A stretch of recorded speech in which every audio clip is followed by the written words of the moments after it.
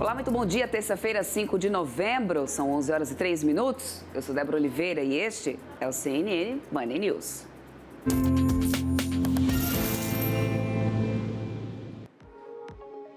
E a semana movimentada no mercado continua tanto aqui no Brasil como nos Estados Unidos, com as eleições em andamento e uma crescente expectativa sobre quem vai assumir a Casa Branca. A gente segue te atualizando na nossa programação sobre essa corrida eleitoral que continua pressionando o câmbio, com o dólar oscilando em relação ao real nessa manhã, à medida que investidores mantêm a cautela aguardando a apuração das urnas nos Estados Unidos. E enquanto também aguardam o anúncio de medidas de contenção de gastos pelo governo aqui do Brasil. Como isso impacta as operações das bolsas nesse momento? A gente te atualiza por aqui, teremos ainda nossos correspondentes internacionais, diretamente dos Estados Unidos, trazendo detalhes de momento sobre esse dia D das eleições americanas. E às vésperas da divulgação da decisão da taxa de juros aqui no Brasil, o Ibovespa abriu sem um viés claro, enquanto a temporada de balanços destaca o resultado do Itaú, que detalharemos ao longo dessa edição do CNN Money News para vocês todos que estão aqui já nos acompanhando. Mas olha, a gente também tem ainda entrevistas ao vivo, atualização das bolsas, do câmbio e muito mais a partir de agora. E a gente já começa atualizando os números do Ibovespa e das principais ações, principais índices nesse momento. Lembrando que a gente está aqui já às vésperas da decisão do Comitê de Política Monetária, reunião que começa hoje do Banco Central lá em Brasília. E a gente também tem as eleições americanas que precificam bastante as bolsas.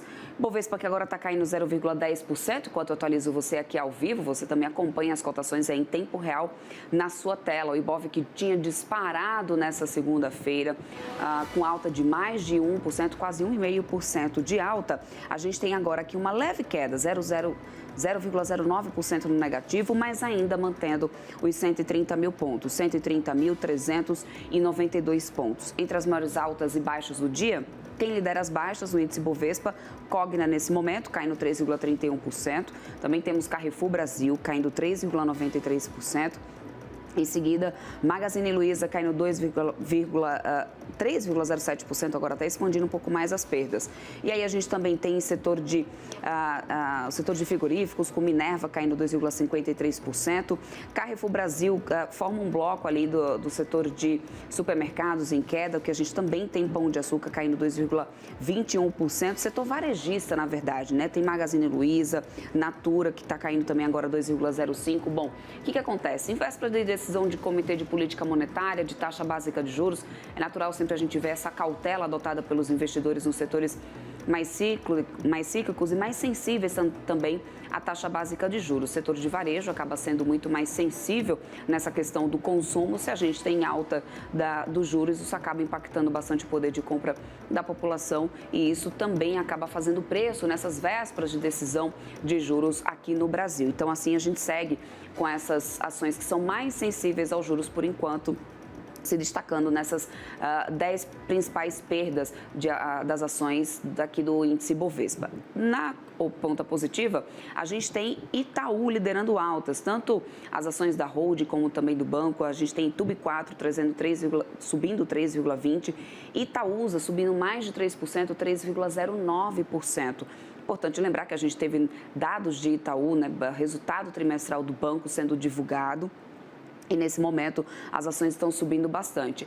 Nessa temporada de resultados, a gente já teve resultados de Bradesco, a gente já teve resultado também de Santander. No caso do Bradesco, os números vieram até realmente positivos, vieram bons, mas veio um pouco aquém do ritmo de recuperação que o mercado esperava. E aí as ações não responderam tão positivamente no mercado. Também preocupa um pouco essa questão da decisão do setor da decisão de juros, porque alguns bancos acabam sendo mais sensíveis a uma taxa de juros mais elevada, caso como, por exemplo, do próprio Santander, a informação que foi assumida, inclusive em entrevista pelo CEO do banco. Então, a gente vai acompanhando essa movimentação, por enquanto, aqui na Bolsa, no índice Bovespa. A gente ainda tem também Gerdau Metalúrgica subindo 0,98%, Petz. Tem outros papéis setores de mineração, o CSNA também está subindo agora 0,75%. Lembrando que tivemos uma alta do minério de ferro na cotação lá fora, lá na China, na primeira sessão, na sessão asiática, e isso acaba também favorecendo o setor de siderurgia e mineração aqui aqui no Brasil. Isso falando de Brasil. Ibovespa, então, negativo, próximo ao 0 a 0. É o clima de cautela que ainda permanece nas bolsas à espera de definições, tanto aqui do Brasil, no cenário fiscal, como também no mercado internacional. Vamos para os mercados internacionais para poder a gente dar uma olhada aqui nos índices futuros. São 11 horas e 8 minutos nesse momento. A gente tem Dow Jones Futuro subindo agora 0,10, S&P 500 Futuro subindo 0,18 e Nasdaq Futuro subindo 0,20. Daqui a pouquinho a gente tem a abertura das bolsas americanas e a gente vai atualizando para vocês. Ritmo ainda é muito mais próximo a uma estabilidade com a indefinição no cenário das eleições americanas e também às vésperas de decisão de juros lá nos Estados Unidos. O Fed vai divulgar a sua decisão somente nessa quinta-feira, devido justamente a essa questão da eleição americana, saindo um pouco, né, daquele parâmetro da super quarta, e a gente vai atualizando vocês ao longo desse dia. Nas cotações da Europa, da Bolsa Europeia, a gente tem aqui nesse momento no mercado europeu o DAX subindo 0,05%, o CAC na França sobe 0,15%, o índice Eurostoxx, que é o principal índice lá de formação da Bolsa Europeia, também tem uma leve alta, 0,05%, no patamar positivo, mas percebam que são altas muito leves, muito próximas a essa estabilidade realmente por lá, sem uma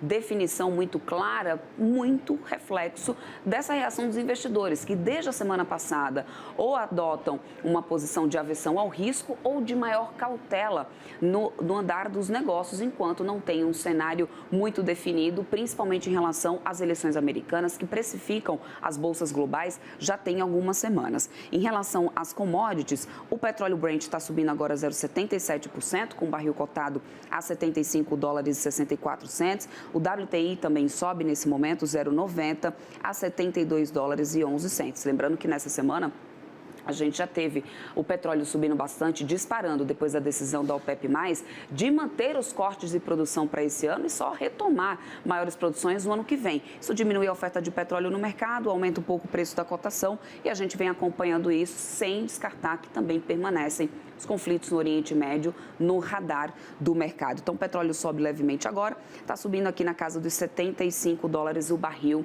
do Brent.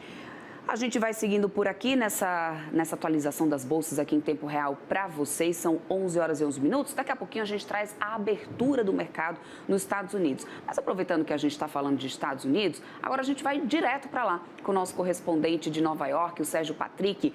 Ele que vai trazer para a gente como que está o andamento da votação hoje. Afinal de contas, Sérgio, bom dia para você. É o dia D dessas eleições americanas, muita expectativa. Eu já estava trazendo aqui para o pessoal como que a gente tem a reação das bolsas. É um clima de cautela ainda dos investidores, porque transparece muito mais essa indecisão que ainda tem-se no cenário da eleição americana. Não dá para poder saber quem vai assumir a Casa Branca. E, por enquanto, o investidor segue com cautela. Agora, em relação às eleições, como está o andamento aí dessa corrida eleitoral? Bom dia para você. Verdade, Débora. Bom dia para você, bom dia para todo mundo. E os próprios candidatos, né, passaram a campanha tentando mostrar para o mercado que eles eram candidatos favoráveis ao crescimento econômico, mas também falando para a classe média, né? Falando para aquelas pessoas que estão sentindo inflação no bolso, no dia a dia, a gente sente realmente morando aqui nos Estados Unidos. Então, tudo isso, claro, faz parte dessa eleição. Do que está acontecendo aqui, ó, atrás de mim, eu estou dentro de um local de votação aqui em Nova York. A gente conseguiu o acesso agora para mostrar para vocês, né? As pessoas passando com as cédulas, tá vendo? O pessoal carregando um papelzão grande aí. Essa é a cédula aqui de Nova York, né? Então, os eleitores vão para um dos lados aqui. Esse aqui é um ginásio de uma escola de ensino médio, né? Eles vão para um dos setores aqui, fazem o preenchimento, aí o pessoal aqui no meio confere tudo e depois eles vão para as máquinas onde as cédulas são depositadas e já contadas, né? Porque a leitura que é feita pelas máquinas de acordo com o preenchimento das opções dos eleitores nas cédulas. Conversei com alguns eleitores que disseram para mim que até agora tudo tem sido tranquilo, 5 minutos, 7 minutos, para que os eleitores possam votar. Muitos deles me confessaram que estão deixando algumas das propostas locais em branco, porque é muita coisa para escolher, para decidir, né? E por isso realmente acabaram priorizando a eleição presidencial, algumas coisas mais de maior relevância na opinião deles, né? No sentimento desses eleitores, mas há, pelo menos aqui em Nova York, 5 propostas locais que tem referência até coisas como limpeza das ruas da cidade, para vocês terem uma ideia de como a eleição aqui é diferente, por exemplo, da eleição no Brasil. Outra coisa interessante é que vocês não precisam decorar número de candidato. Por exemplo, para o Congresso, cada distrito que tem eleição para uma cadeira, né, no Congresso, na Casa de Representantes, são 2 candidatos, um de cada partido, e aí a pessoa só tem que escolher um desses candidatos, não precisa lembrar o número, não precisa escolher entre diversos candidatos diferentes, né? Assim, então, a eleição acontece aqui, a abertura em Nova York das urnas foi às 6 da manhã no horário daqui, 8 de Brasília, e o fechamento vai ser só às 9 da noite daqui, 11 de Brasília. Isso para dar tempo das pessoas arrumarem um espacinho na agenda, né? Em Nova York a gente sabe que muita gente tem agenda bastante corrida, para que o pessoal possa vir até aqui para fazer para ter o seu momento aqui de votar, né? E quando eles votam, eles recebem esse adesivinho aqui, deixa eu mostrar para vocês, ó, que é bem comum, né, de ver nas redes sociais, a gente vê muita gente com esse I voted aqui, tem até um para criança, que é o de future voter, né, de eleitor do futuro, e eles fazem, então, claro, parte desse dia tão importante aqui para os Estados Unidos, né, que tem esse orgulho da democracia que vem desde o século XVIII, claro que com diferenças, mas quando os americanos já naquela época começaram a escolher os seus presidentes, havia muita restrição, a gente tinha ainda escravidão, tinha um voto que não era permitido para mulheres, mas isso tudo foi mudando, claro, e hoje a gente tem centenas de milhões de pessoas aptas a votar aqui nos Estados Unidos, Débora. Bom, eu quero conversar um pouquinho mais contigo, viu, Patrick, porque no final a gente sabe que nesses últimos dias, em discursos, Donald Trump, em alguns momentos, ele chegou a intensificar aquela narrativa de fraudes antes da eleição americana. De alguma forma, isso tem impactado o andamento dessas eleições por aí? Quais os desdobramentos em relação a isso? Porque não é a primeira vez que Trump adota essa narrativa e dessa vez ele voltou a intensificar esse tom, esse discurso, né, Patrick? É verdade, né? Ele chegou a dizer ontem que a vantagem está muito grande para que mesmo com as trapaças eles vão ganhar, né? Quer dizer, a todo momento faz referência a um problema que nunca foi comprovado no sistema de eleição aqui dos Estados Unidos. Há pouco um senhor me procurou aqui na saída desse local de votação para dizer que a cédula dele foi perdida. Ele fez um pedido especial, que é possível aqui dentro das regras de Nova York, que ele estava no estado de Connecticut para votar fora do seu local de votação. E aí, como acabou chegando aqui ao seu local de votação no dia de hoje, tentou votar e não conseguiu. Algumas pessoas associam isso a problemas sistêmicos. Ele mesmo disse que o sistema é uma porcaria e tal. O pessoal que trabalha aqui, né, os organizadores das eleições em cada estado, tratam isso muito mais como casos isolados, como exceções, e até agora, 2020 foi um grande teste para isso, né? Porque vários foram os recursos, várias foram as tentativas de levar à justiça os resultados das eleições em diferentes estados. Até hoje, até agora, nenhuma das acusações de 2020 foi comprovada e, por enquanto, não há nada, nenhum indício, segundo as autoridades dos estados, de que exista qualquer problema maior, de que exista qualquer tipo de trapaça ou de problema que vá proporcionar uma fraude nas eleições dentro do sistema que é utilizado. Aliás, são sistemas diferentes, né, em cada estado.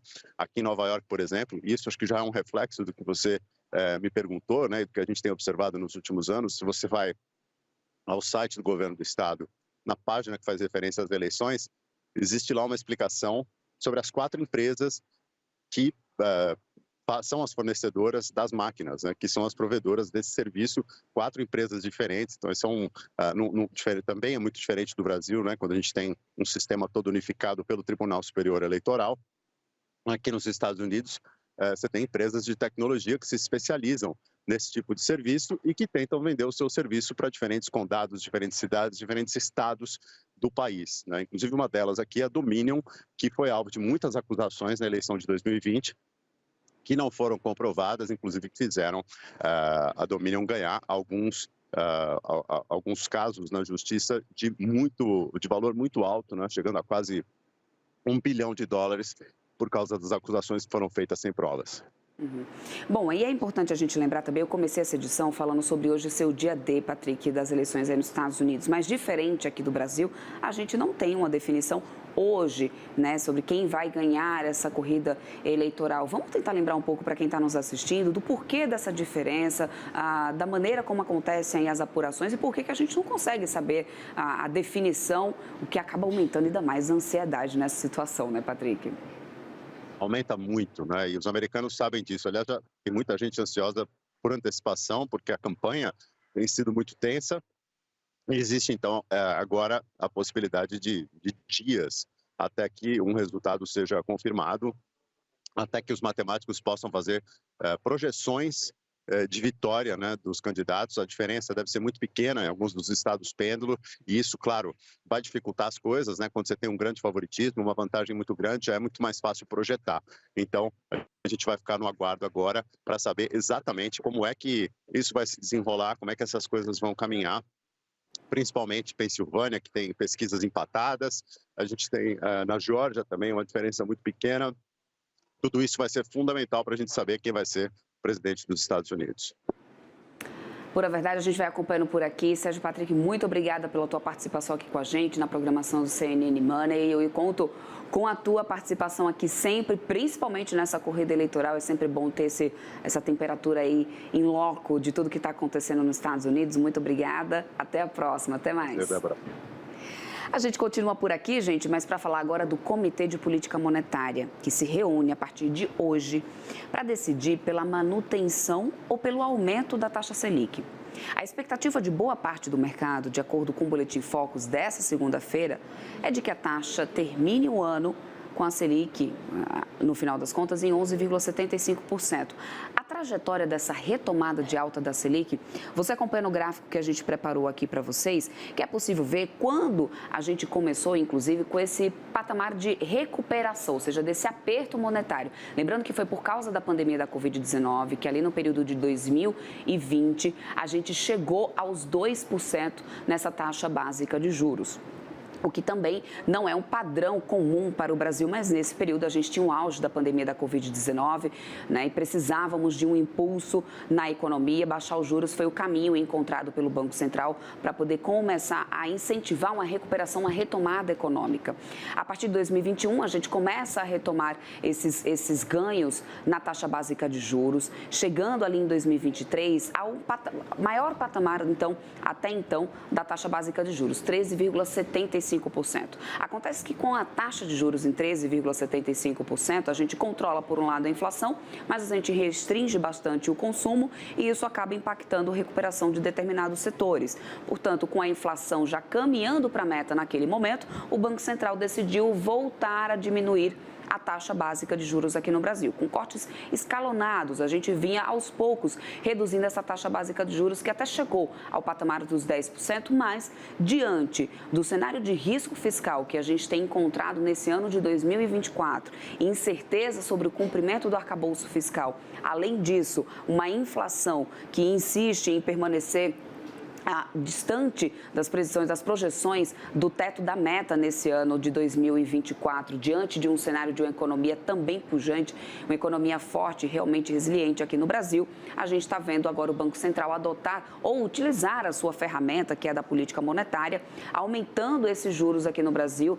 de forma também escalonada, 0,25 ponto de aumento é o que se espera para essa próxima reunião, até que seja um pouco maior, de 0,50, mas com o objetivo de convergir essa inflação para a meta. Então, nessa quarta-feira, a taxa Selic deve ir para 11,25, mantendo o ritmo de aperto monetário que você vem acompanhando aqui nesse gráfico, que começa a voltar a subir novamente nesse ano de 2024. Na visão de várias casas de análise do mercado, apertar menos do que isso pode causar custos de credibilidade no Brasil. Mas aumentar, por exemplo, em 0,75 ponto percentual a taxa de juros nessa quarta-feira, pode ser que isso acabe sofrendo ou antecipando um risco muito grande por parte do Banco Central para a política monetária do país. O problema é que o ambiente de incertezas domésticas e externas nesse momento aumentam o temor e a cautela também, claro, por parte do Banco Central. Mas há quem acredite que o Banco Central ainda pode esperar um pouco mais para ver primeiro o pacote fiscal e a evolução do cenário internacional antes de um salto muito grande na taxa básica de juros, por exemplo, como seria um de 0,75%. E eu digo isso porque discussões sobre um aumento de 0,75% começaram a entrar em algumas mesas de negociações do mercado. Com tudo isso em jogo, já tem quem projete no mercado uma Selic terminal em 12,75% para que a inflação volte ao centro da meta, que é de 3%, no terceiro trimestre de 2026. Lembrando que o IPCA para esse ano também já tem sido projetado acima do teto da meta em algumas casas de análise, por exemplo, chegando a 4,55, até de acordo com o último boletim Focus. Por isso é importante observar, a decisão sai amanhã do Comitê de Política Monetária, logo depois do fechamento do mercado. E a economista-chefe da Sul América Investimentos, a Nathalie Vital, ela falou mais cedo hoje com o CNN Money sobre as expectativas para essa reunião do Copom. Vamos ouvir. Na última reunião, o Copom subiu em 25 pontos base e é um amplo consenso que ele vai subir em 0,5% a taxa Selic na reunião da quarta-feira. A inflação continua sendo uma preocupação grande, na verdade, essa preocupação ela se intensificou nesses últimos 45 dias depois da reunião anterior. Então, a gente está falando de um panorama que é preocupante, que para fazer frente a uma inflação que tem um balanço de riscos, que está bem assimétrico, então tem mais coisa para fazer a inflação subir do que coisas para fazer a inflação cair, o Banco Central tende a adotar uma postura um pouquinho mais cautelosa e acelerar um pouquinho o ritmo. Existia uma discussão se ele já poderia ir para um ritmo de 75, talvez não nessa reunião agora de novembro, mas na reunião de dezembro. Os diretores, por enquanto, têm sinalizado que a barra para acelerar para além dos 50 é alta. E o Tesouro Nacional anunciou nessa manhã que adiou a publicação de mais 2 importantes relatórios em decorrência da greve dos servidores da instituição. Segundo a nota, o relatório da dívida pública de setembro, que estava previsto para o dia 30 de outubro, foi adiado para o dia 7 de novembro. Além disso, o resultado primário do governo central, previsto para o dia 25 de outubro, será publicado no dia 8 de novembro. Para os 2 dados, o Tesouro deve fazer uma coletiva de imprensa para comentar, claro, os indicadores.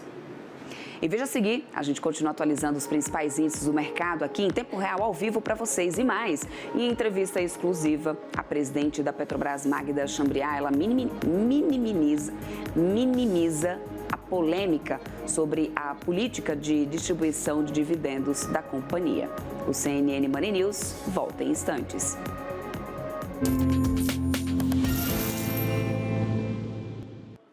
Estamos de volta com essa edição do CNN Money News e a gente conta que a presidente da Petrobras, a Magda Chambriard, ela conversou com o nosso âncora aqui do nosso canal, com o Fernando Nakagawa, e nessa entrevista, na íntegra dessa entrevista com a chefe da estatal, você acompanhou na abertura do mercado, agora a gente separou alguns trechos para vocês, em que ela disse, nessa conversa no CNN Money News, que os dividendos extraordinários da empresa serão distribuídos se o fluxo de caixa for suficiente para os investimentos, conforme prevê o Estatuto da Companhia. Essa foi a primeira entrevista dela a uma emissora de televisão desde que assumiu a presidência da Petrobras. Vamos ouvir.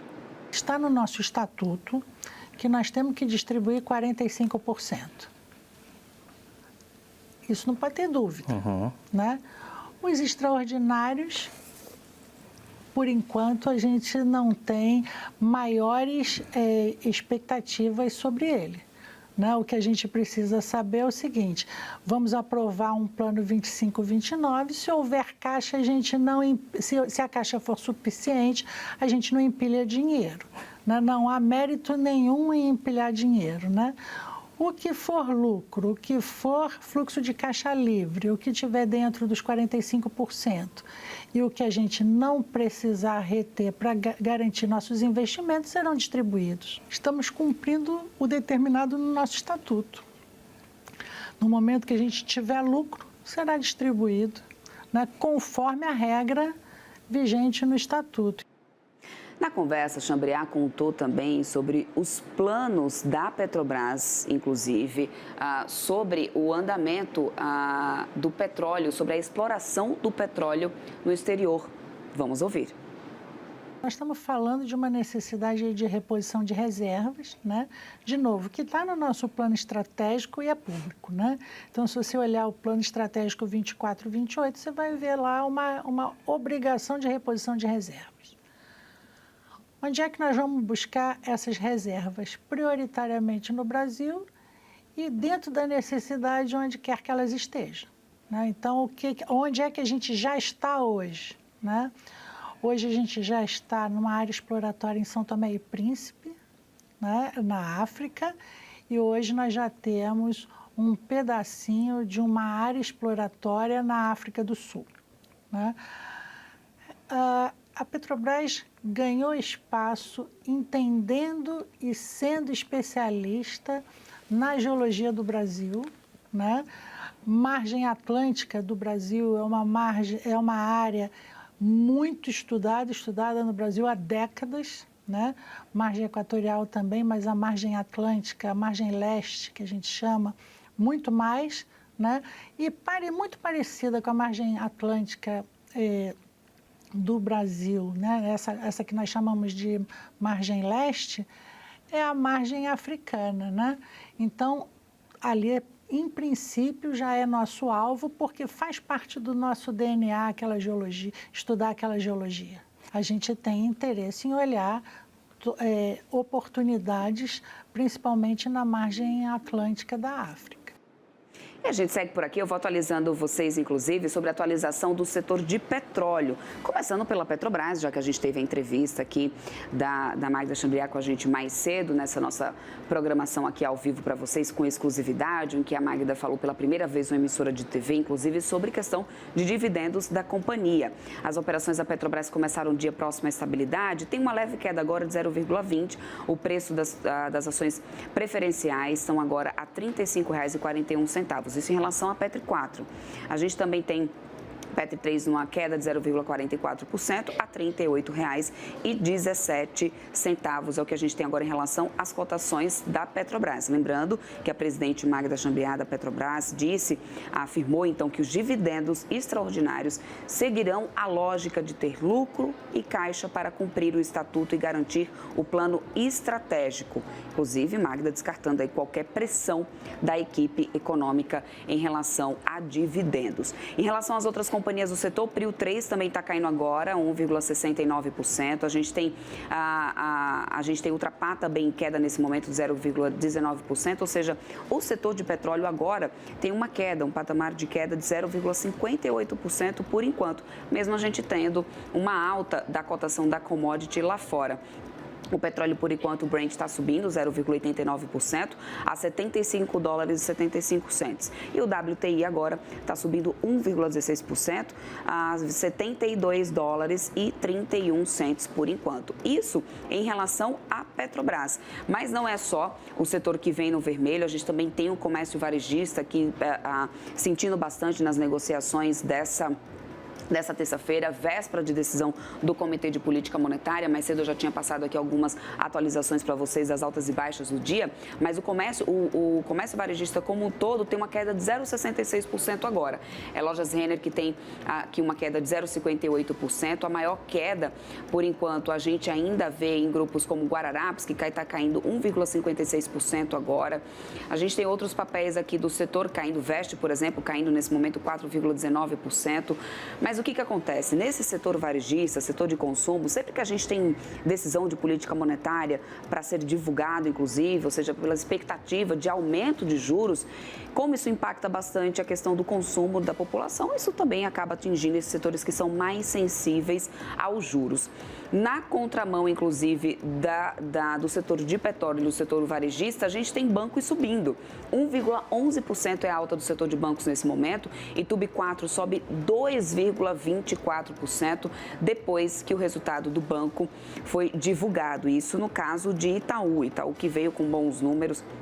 aumentou o lucro em 18,1% em relação na comparação anual, com o crescimento das receitas e redução também dos custos de crédito. Isso já faz agora os papéis do banco subirem bastante. Bradesco cai 0,92%, não conseguiu embarcar nessas altas de Itaú. Santander também está em queda de 0,60%. A gente tem Banco do Brasil também caindo agora aqui nesse momento 0,50%, ou seja, só Itaú consegue se manter alta depois da divulgação dos resultados. A gente sabe que também a alta de juros pode acabar afetando um pouco das margens dos bancos e isso pode ter sim um movimento de adoção de cautela nas ações desses outros bancos que não divulgaram o resultado hoje, ou seja, então Itaú se descolando do setor como um todo, se mantendo no patamar positivo. Rapidamente, olhando agora as bolsas lá nos Estados Unidos, a gente que teve aqui, a gente já tinha os índices futuros por lá apontando uma operação positiva, um início de operação positiva, apesar das altas ainda não serem muito bem definidas. Nessa abertura, a gente tem Dow Jones numa leve, S&P 500 subindo 0,22%, Dow Jones sobe 0,01%, nada muito significativo, Nasdaq ainda sobe 0,41%. Desde o pré-mercado, inclusive, nos futuros americanos, a gente viu os futuros de Nasdaq, ou seja, a bolsa que reúne mais ações de empresas de tecnologia por lá, despontando um pouco mais na frente. Isso pode ser expectativa de resultados que ainda estão para ser divulgados lá nos Estados Unidos, inclusive a Nvidia, a grande expectativa. Isso pode estar ajudando a dar uma precificada, além, claro, dos resultados do Comitê de Política Monetária, do Fed, do Federal Reserve. O Comitê de Política Monetária dos Estados Unidos, a decisão do Banco Central Americano que vai ser divulgada nessa quinta-feira. Então, tudo isso a gente vai acompanhando o efeito dessas decisões dos bancos centrais em relação às políticas monetárias, também das eleições americanas e muito mais. A gente continua aqui atualizando vocês ao vivo. Mas olha só, a seguir, a gente traz os números aí dos serviços, PMI de serviços da China e do Reino Unido. E mais, eleições americanas que continuam no radar, como eu estava te falando. O mercado está de olho nessa acirrada disputa entre Donald Trump e Kamala Harris. CNN Money News volta em instantes. Estamos de volta e vamos de notícias internacionais, gente. Olha, o Banco Central da Austrália manteve a sua taxa de juros inalterada em 4,35% ao ano. Esse é o nível mais alto da taxa em 12 anos, vindo em linha com as apostas majoritárias do mercado. No comunicado, a autarquia ressaltou que a política monetária precisa continuar restritiva. Isso até que haja certeza de que o núcleo da inflação está desacelerando como esperado. Apesar do corte, o banco reduziu as suas revisões, inclusive as suas previsões de crescimento econômico para o ano. Ao mesmo tempo, o órgão aumentou as suas perspectivas de ganhos para o mercado de trabalho. Agora, a autarquia espera que o núcleo da inflação caia para 2,8% no final de 2025 e para 2,5% no final de 2026. E a atividade do setor de serviços da China expandiu no ritmo mais rápido em 3 meses. O PMI de serviços Caixin subiu para 52 pontos em outubro contra 50,03 no mês anterior. O avanço foi lido como um primeiro sinal dos efeitos dos estímulos anunciados recentemente pelo governo chinês. O resultado coincidiu com o PMI oficial que foi divulgado na semana passada e que mostrou que a atividade não manufatureira voltou a expandir. Vale lembrar que a economia da China cresceu no ritmo mais lento desde o início de 2023, no terceiro trimestre. Isso se deu principalmente por conta da situação do setor imobiliário, que mostrou poucos sinais de estabilização. Assim, Pequim lançou medidas de estímulo para o setor em setembro. E pouco depois, na reunião dos principais líderes do Partido Comunista, o Politburo, as autoridades prometeram os gastos necessários para levar o crescimento de volta aos trilhos. E o setor de serviços no Reino Unido perdeu força em outubro, com a atividade empresarial crescendo a taxa mais fraca em 11 meses. O PMI de serviços do país ficou em 52 pontos no mês passado. O número representa um leve recuo em relação a setembro, quando ficou em 52,4 pontos. Já o PMI composto passou de 52,6 em setembro para 51,8 em outubro. Segundo o relatório da S&P, pesaram nesses números as dúvidas das empresas sobre o orçamento do governo britânico, além das preocupações geopolíticas e também das incertezas sobre as eleições nos Estados Unidos. E em meio às incertezas fiscais e à alta do dólar, o ministro da Fazenda, Fernando Haddad, ele cancelou a viagem que faria à Europa a pedido do presidente Lula. Haddad e Lula se reuniram para falar sobre o pacote de gastos. No final do encontro, porém, não houve nenhum anúncio. Mas o Ministério soltou uma nota em que diz que as medidas foram apresentadas e compreendidas. A expectativa agora é de que o presidente volte a se reunir hoje com mais ministros para afinar o pacote de medidas de corte de gastos do governo. No programa WW, o sócio da consultoria Think Policy e cientista político Leonardo Barreto, ele defendeu que a atual situação do governo em relação aos cortes e gastos é bastante similar à situação enfrentada por ele mesmo em 2003, quando esteve à frente da reforma da Previdência. Vamos ouvir. Estamos diante de uma definição de valores e de áreas. Na verdade, estamos diante de uma definição do que o presidente Lula quer. Tá ruim de ouvir. Você tem ideia do que ele quer? Olha, a piada que corria aqui em Brasília hoje é que, com tantos ministros juntos, o perigo era sair um pacote de gastos, né, dessas reuniões. Agora, eu acho que a gente pode pensar em duas situações que o governo está tentando resolver, né, e acho que a gente pode dedutivamente imaginar dois cenários. O primeiro deles muito provavelmente, o presidente Lula vai tentar torear o mercado e torear a sociedade com prazo, né, com timing. Então, muito provavelmente, vão se estabelecer ali gatilhos para caso um desempenho fiscal não seja atingido, mas isso vai ser aprovado só em 2025, então, se o exercício de 2026 não der certo, esses gatilhos vão ser acionados só em 2027.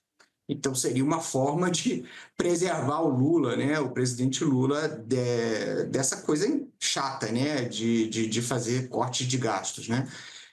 E o segundo aspecto é que talvez o presidente ele tenha que conseguir um consenso, né, inclusive dentro do partido.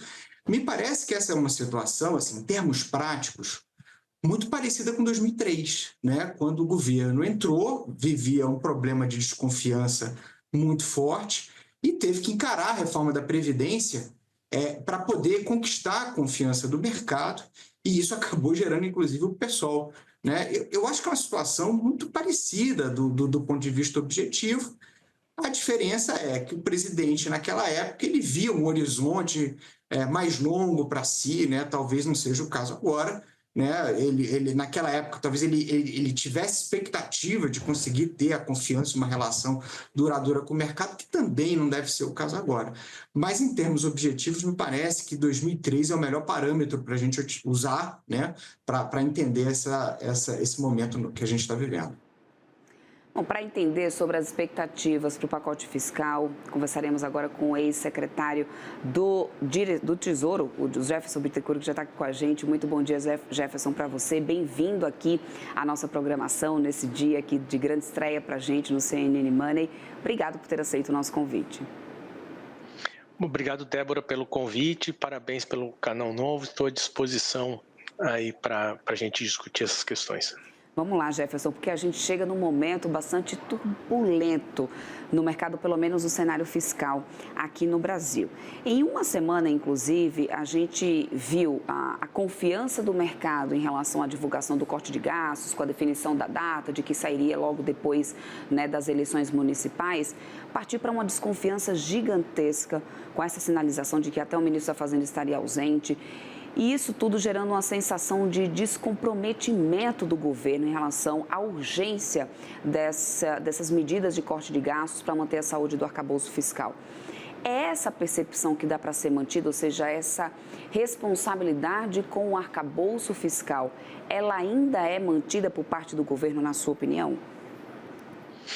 Essa é uma pergunta bem interessante, porque assim, eu não vejo que a gente tenha tido uma mudança repentina no comportamento do governo. Para mim, o que aconteceu foi,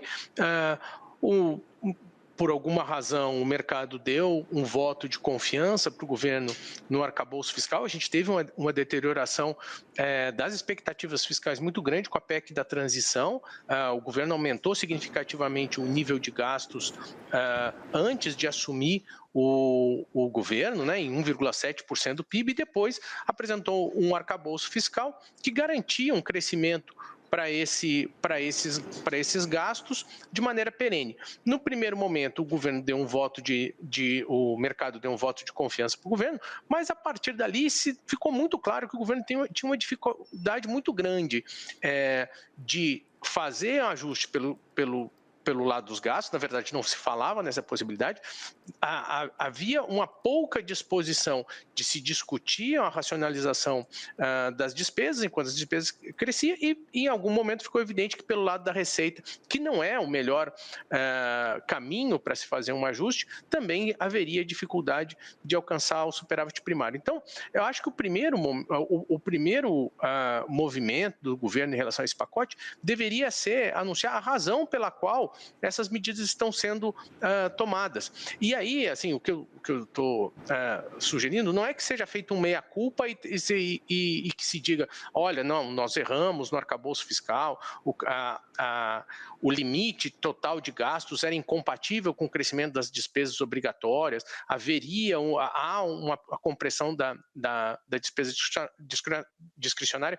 Eu acho que não é essa a questão necessária nesse momento, mas sim dizer se as medidas estão sendo tomadas para que a gente simplesmente chegue até 2026 sem que esse limite de gastos do arcabouço seja alterado, ou se estão sendo tomadas para garantir uma sustentabilidade fiscal de longo prazo.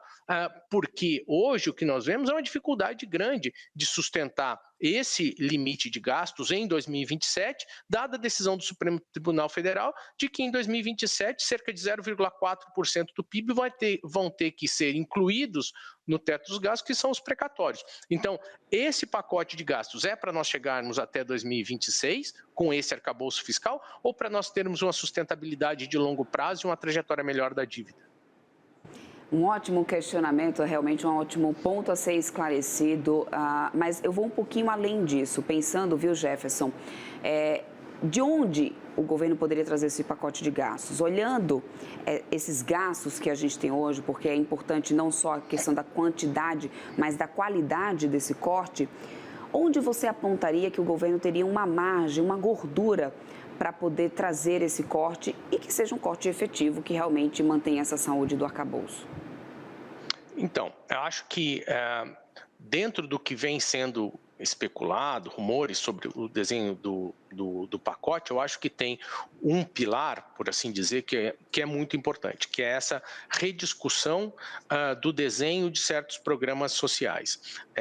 Abono salarial, BPC, seguro-desemprego.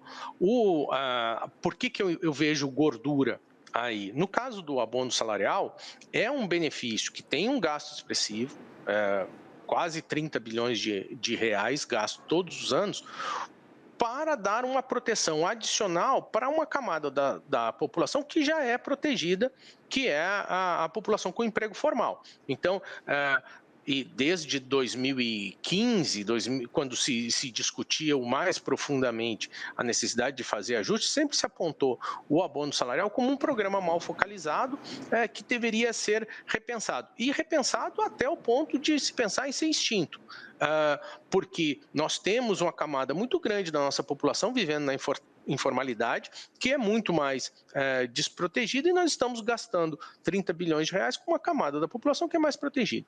No BPC também tem uma discussão dessa vinculação do BPC à regra do salário mínimo. Nós poderíamos discutir, inclusive, a regra do salário mínimo de maneira genérica, mas no caso do BPC, é estranho que um benefício assistencial tem uma regra de correção similar à de um salário, que tenta repor o nível a capacidade, o poder de compra e dar um ganho de produtividade. Essa é a lógica por trás da regra de valorização do salário mínimo.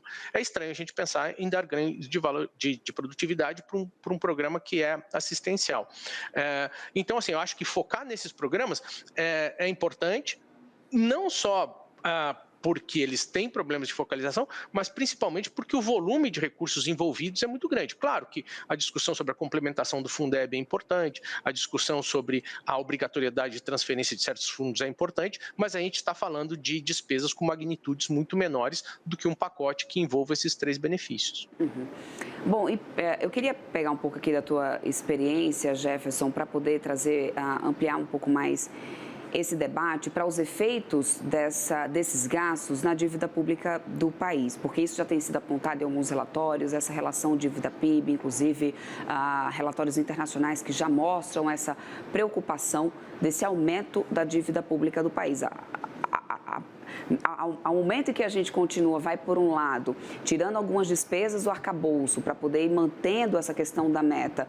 Por outro lado, essa despesa ela existe, ela não está ali na meta, ela pode até chegar a uma meta zero nesse ano, né, caso a gente tenha realmente esses gastos, mas por outro lado, não deixa de existir essa despesa. O impacto disso tem sido nessa relação dívida-PIB, que tem já sido apontada como muito preocupante em alguns relatórios que a gente já viu sendo divulgados.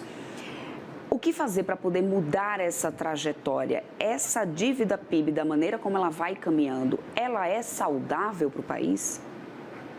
Eu acho que o primeiro ponto que a gente tem que ter é o seguinte: a gente tem uma dívida muito alta comparada com os nossos pares e uma dívida muito cara. Assim, os juros que a gente paga sobre a nossa dívida, ela é muito alta, não só comparada com nossos pares, mas ela é muito alta para padrões internacionais. Então, a gente tem uma dívida grande e uma dívida cara. Carregar uma dívida grande e cara, isso é muito danoso para o crescimento, porque gera sistemas tributários distorsivos, gera nível de juros mais alto, gera uma série de problemas que tem um impacto real na vida das pessoas, que é menos investimento, menos crescimento, menos emprego. Então, endereçar a questão da dívida pública não é uma preocupação das pessoas fiscalistas, de quem só está preocupado em pagar a dívida pública, não. Endereçar a questão da dívida pública é uma questão de quem está preocupado com crescimento, com emprego e investimento. Esse é o primeiro ponto. O segundo ponto remonta à minha questão inicial. Por que estamos fazendo esse ajuste? Nós estamos fazendo esse ajuste para mudar essa trajetória de dívida ou nós estamos fazendo esse ajuste para sustentar o arcabouço até 2026, sustentar esse limite de gastos até 2026? O arcabouço fiscal, essa regra do arcabouço fiscal, que faz com que a despesa cresça no máximo 70% da receita, ela gera uma melhora das nossas condições muito lentas. Assim, uma melhora do resultado primário em torno de 0,15 por ano. Essa é uma melhora muito lenta diante da necessidade que nós temos hoje. Nós precisamos de um superávit primário na casa de 2% do PIB e vamos ter um déficit de 0,15%. Desculpa, a gente vai ter um déficit esse ano na casa de 0,5% do PIB. Então, a gente tem que sair de um déficit de 0,5% para um superávit de 2,5%. Numa velocidade de 0,15% ao ano, vai demorar muito para a gente estabilizar essa dívida. Então, a pergunta é, o que este pacote traz de melhoria na trajetória da gestão da dívida? Porque dentro desse mandato, o que nós temos é um nível de dívida previsto para o final de mandato compatível com o da pandemia e uma trajetória da dívida, de deterioração da dívida, compatível com a crise fiscal do ano de 2015. Então, nós estamos numa trajetória de dívida compatível com a crise fiscal, chegando num nível de pandemia, sem ter crise fiscal e sem ter pandemia. Então, é muito importante que a gente se debruce sobre a questão da trajetória da dívida e não só sobre a questão da viabilização do limite de gastos. Para a gente encerrar esse tema arcabouço fiscal, na tua visão, né, e pela tua experiência, Jefferson, a ideia principal, ou seja, a essência do arcabouço fiscal para o que ele foi realmente definido, ela ainda se mantém na tua visão?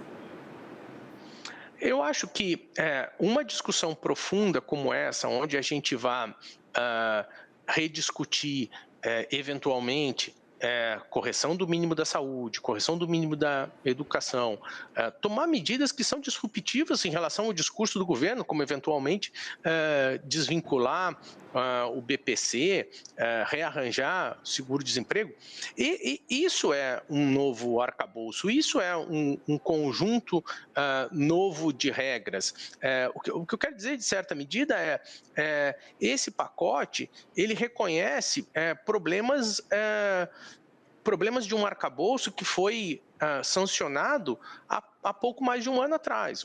O arcabouço fiscal ele existe desde agosto de 2023. A gente está em novembro decidindo que vai fazer profundas mudanças na estrutura de gastos do país. Então, acho que o que resta evidente, e eu acho que o preço dos ativos reflete um pouco isso, é que a tentativa do arcabouço fiscal de garantir um crescimento para a despesa em cima de um nível muito alto gerou um desequilíbrio que a nossa capacidade de gerar receita não foi capaz de corrigir. Então, a meu ver, assim, agora estão sendo tomadas as medidas estruturais, o arcabouço em si virou secundário nessa discussão. E, de novo, o importante é ver o que vai acontecer depois de 2026, porque isso vai ser fundamental para garantir a nossa trajetória de dívida, uma trajetória mais comportada para a nossa dívida. E Jefferson, mudando agora um pouquinho de assunto, mais cedo eu até falei aqui nessa edição do CNN Money News sobre o Tesouro Nacional ter anunciado nessa manhã o adiamento da publicação de 2 importantes relatórios em decorrência da greve dos servidores da instituição. Não é a primeira vez que a gente vê uma adoção de adiamento de alguns anúncios de relatórios ou até mesmo de negociações de próprio título do Tesouro por causa dessa questão da greve. Essa movimentação que tem acontecido, essa greve que tem acontecido, suspendendo às vezes divulgação ou negociação do título do Tesouro, isso coloca em comprometimento em algum momento na tua visão, e ainda mais você que já passou, né, pelo Tesouro, na credibilidade ali da instituição, ou seja, isso afeta de alguma maneira, ou coloca o holofote no problema que talvez a gente ainda não esteja enxergando em sua gravidade? Qual que é o balanço que você faz disso? Porque tem semanas que isso vem se repetindo, seja com um anúncio, com outro, até mesmo com negociações do título do Tesouro. Eu veria de um aspecto diferente. Eu acho que isso não muda a credibilidade da Secretaria do Tesouro Nacional e eu acho que isso joga a luz por um ponto ainda mais importante, que foi a política de pessoal do governo. O que a gente vê durante muito tempo, o gasto de pessoal do governo girou ali entre 4,1%, 4,2%, 4,3% do PIB. Terminou 2022 num patamar muito baixo, abaixo de 3,5% do PIB. Então, tinha-se espaço para uma política de pessoal, para uma política de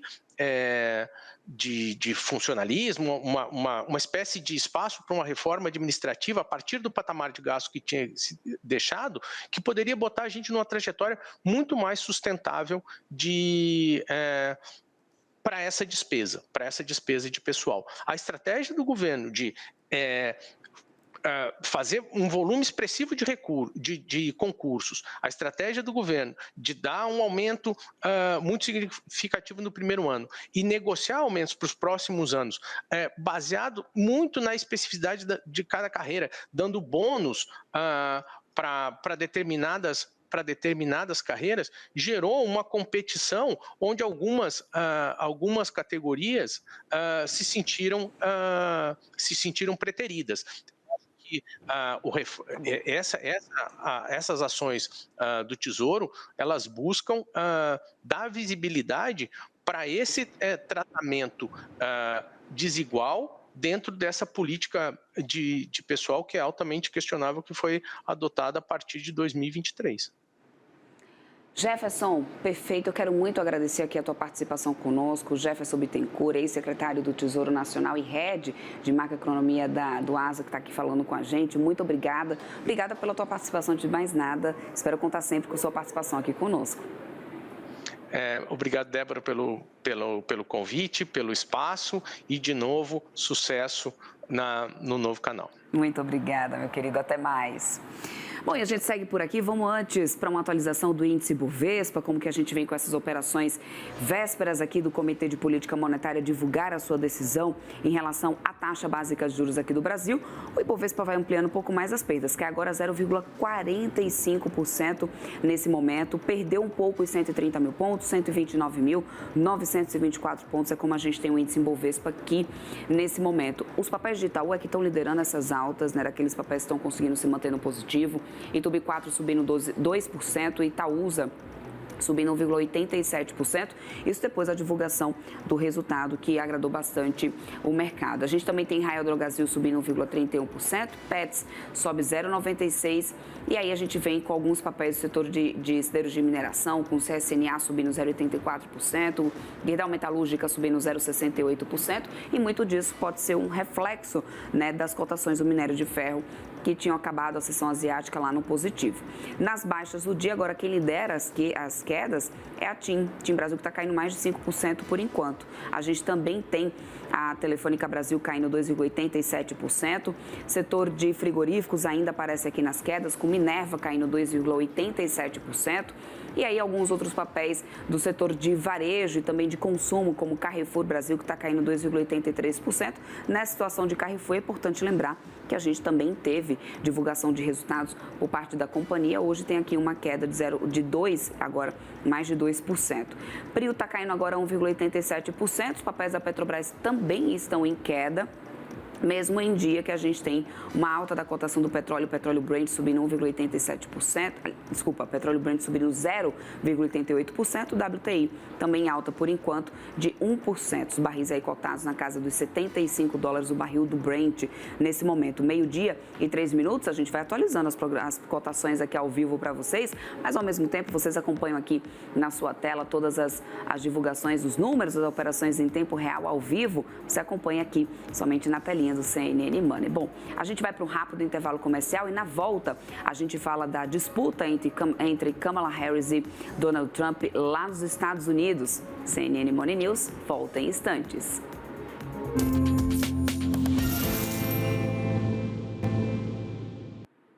Estamos de volta e para te dar mais detalhes sobre balanços aqui no Brasil. Temporada de resultados que está acontecendo, dessa vez o Itaú, que divulgou ontem à noite os seus resultados para o mercado.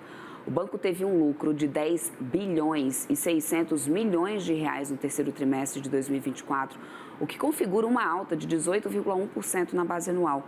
O desempenho veio em linha com o esperado pelos analistas. O retorno, inclusive, sobre o patrimônio líquido foi de 22,7%, alta de 1,6 ponto percentual no ano. Já a carteira de crédito do banco cresceu 9,9% na base anual, chegando a 1,2 trilhão de reais. O Itaú registrou um recuo de 0,4 ponto percentual do seu índice de inadimplência total, que ficou em 2,6%. A instituição financeira atribuiu as melhoras a um cenário positivo da qualidade de crédito, de olho no cenário macro, o que permitiu o recuo das provisões. O custo de crédito caiu 11% no ano, para 8,24 bilhões. E aí, a gente está acompanhando aqui as cotações, inclusive, daqui a pouquinho eu te lembro alguns outros resultados, mas Itaú, depois dessa divulgação de números, sobe agora 1,79% desde o início das operações. Isso Itubi 4. Itaúsa também está subindo 1,97%. São as únicas ações do setor de bancos que conseguem se manter em alta. Isso porque, por exemplo, o Santander divulgou os resultados financeiros do terceiro trimestre na semana passada. Nesse caso, o banco apresentou um aumento no lucro líquido de 34,3% comparado com o mesmo período do ano anterior. Segundo o documento, o Santander teve um lucro líquido de 3,6 bilhões de reais. O total de ativos do banco também subiu, impulsionado pela expansão da carteira de crédito e do portfólio de títulos de valores mobiliários. Santander, nesse momento, tem queda. Sambionse está caindo 0,04%, por enquanto se mantendo no patamar negativo. Quem também divulgou o resultado foi o Bradesco. O resultado foi positivo na semana passada. O banco registrou uma alta de 13,1% no lucro líquido, com 5,2 bilhões de reais. Esse resultado foi impulsionado pela receita da prestação de serviços. Parte dela veio da Cielo, controlada em conjunto com o Banco do Brasil e que teve o seu capital fechado no trimestre. Inclusive, o mercado agora espera a divulgação dos resultados do Banco do Brasil, que vai soltar o seu balanço no dia 13 de novembro, encerrando a temporada de balanço dos grandes bancos. A principal dúvida entre os investidores é sobre qual impacto a alta taxa de juros e a incerteza fiscal deve ter sobre essas carteiras de crédito. A gente vai continuar de olho, inclusive, em relação ao Banco do Brasil, tem uma queda agora de 0,42%. E Bradesco também segue caindo por enquanto, BBDC4 cai 0,57%. E a gente tem BBDC3 caindo 0,48%, porque no final o que o mercado esperava era uma recuperação um pouco mais forte por parte do Bradesco. E a gente continua falando das eleições americanas. Agora a gente vai entender como o resultado da votação pode influenciar as relações comerciais entre Brasil e Estados Unidos. O governo brasileiro vê com apreensão uma eventual vitória de Donald Trump. As áreas de atenção do Planalto vão da mudança climática ao protecionismo. Confira. Tanto Trump quanto Kamala defendem estímulos que devem elevar a dívida pública americana, já em níveis recordes. Trump, no entanto, tem uma plataforma de corte de impostos para fortalecer a indústria nacional e emprego e, ao mesmo tempo, fala em aumentar tarifas para produtos importados.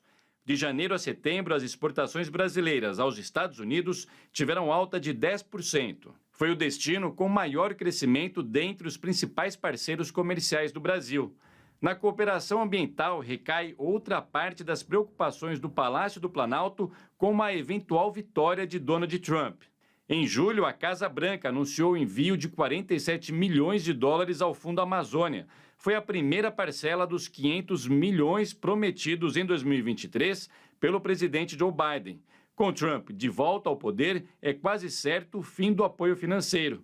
O republicano promete revogar medidas de transição energética aprovadas por Joe Biden e ampliar ao máximo a produção de combustíveis fósseis. O Brasil também teme o esvaziamento da COP30, a Conferência das Nações Unidas para o Clima, que acontecerá em novembro do ano que vem em Belém. Trump, porta-voz do America First, é crítico sobre vários aspectos do multilateralismo, o que preocupa o Brasil enquanto presidente do G20. A cúpula de líderes acontece daqui uma semana no Rio de Janeiro.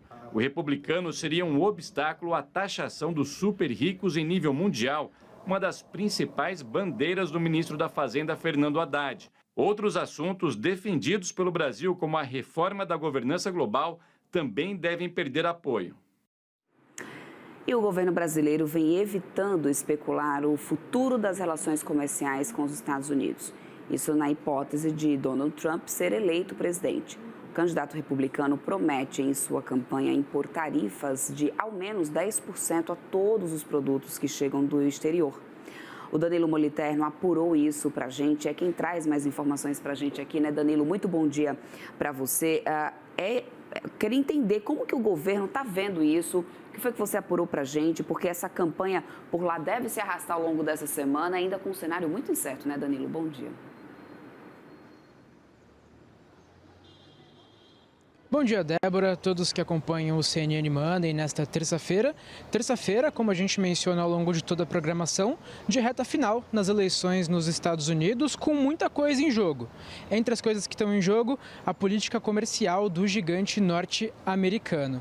E como você mencionou, Débora, neste momento, dentro do governo brasileiro, a palavra de ordem é não especular hipótese A ou B em eleição. A gente relembra que Donald Trump, em sua campanha, vem prometendo elevar as tarifas de importação a 10% de todos os produtos, e aí a gente destaca todos os produtos de todos os países. Portanto, conversei nos últimos dias com alguns membros da esplanada dos ministérios e a palavra de ordem é essa, não especular neste momento. E a gente compreende também neste momento que, além de essa ser um pleito bastante equilibrado, a gente vê definido nos momentos finais entre Kamala e Trump, o governo também busca não especular neste momento, porque esta é uma medida que depende, além da vontade política, da viabilidade política. apesar de ser uma medida que protege cadeias produtivas nacionais, é uma medida que tem potencial inflacionário no curto prazo.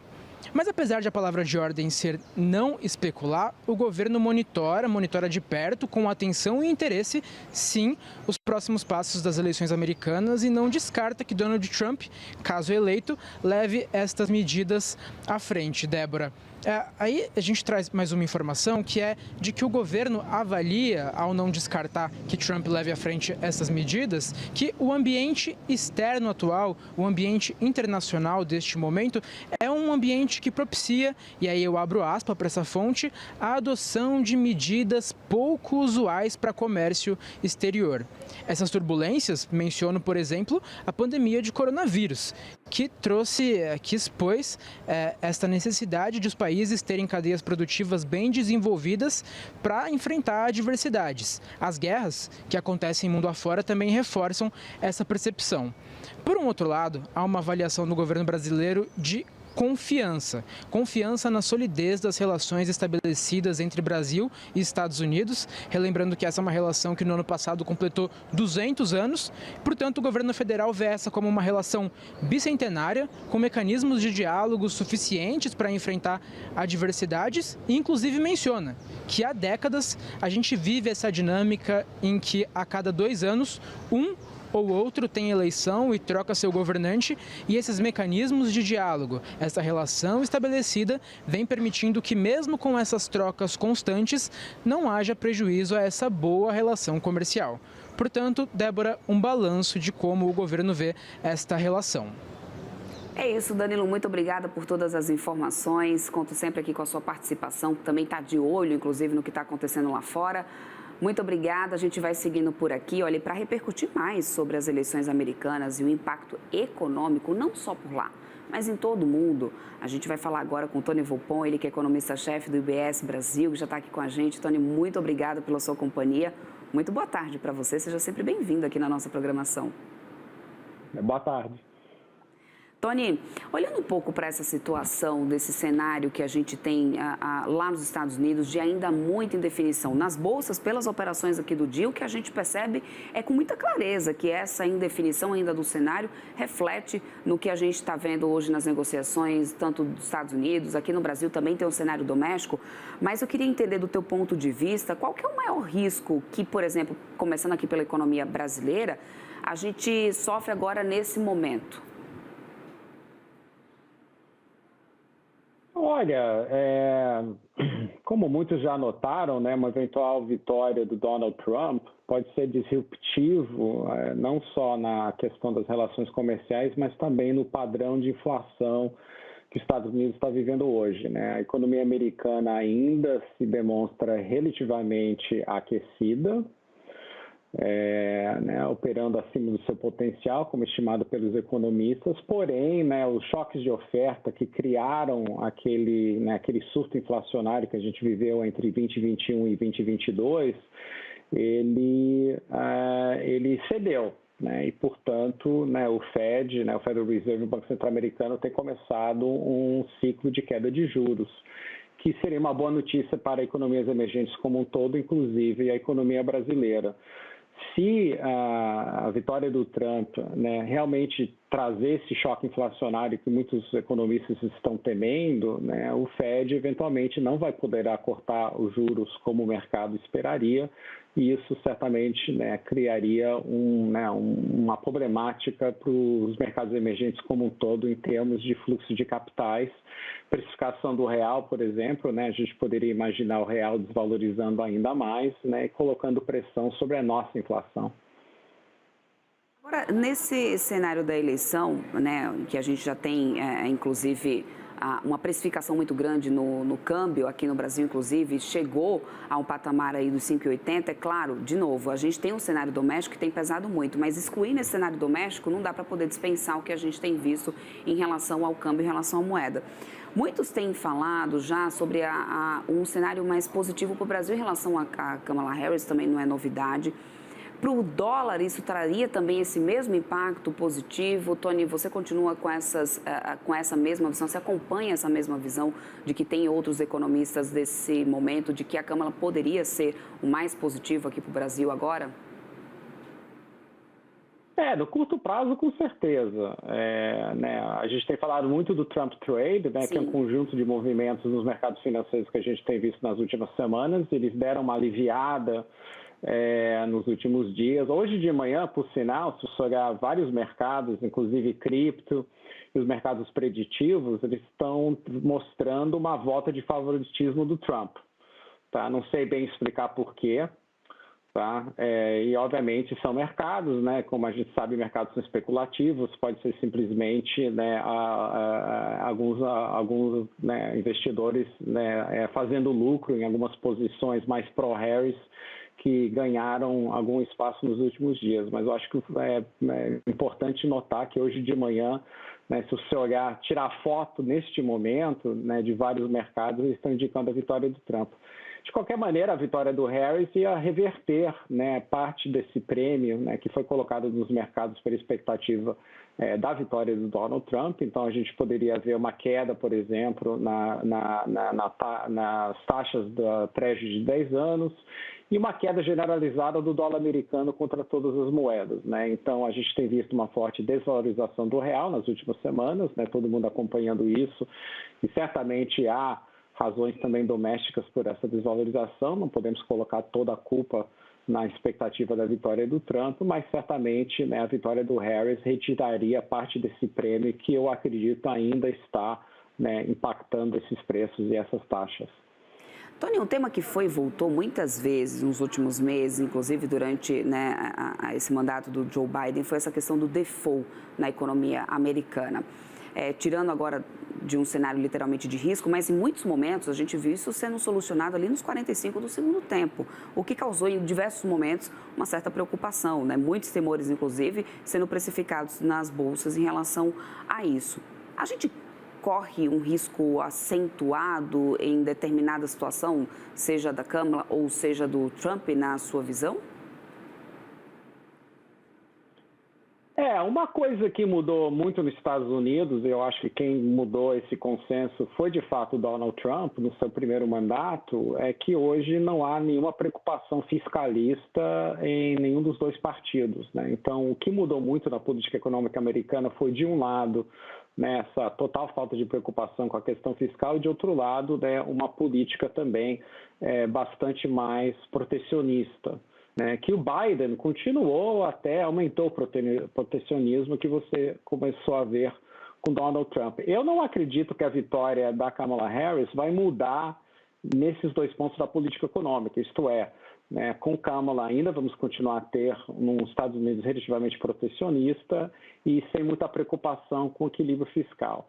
Isso é um problema?